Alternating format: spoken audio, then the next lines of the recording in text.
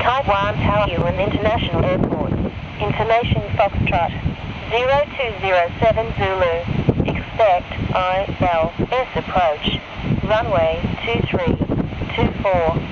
Runway 23 ILS Cat 2 downgraded to Cat 1. Traffic landing runway 23 is expected to vacate via high-speed taxiway November 4. Pilot should provide adequate prior notification to tower if planned to vacate other than November 4.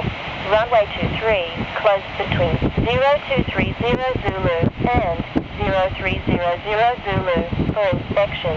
Taxiway November Charlie between Taxiway November 2 and November 4 closed. Taxiway November 2 and November 4 available.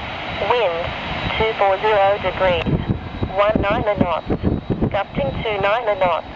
Visibility 10 kilometers or more.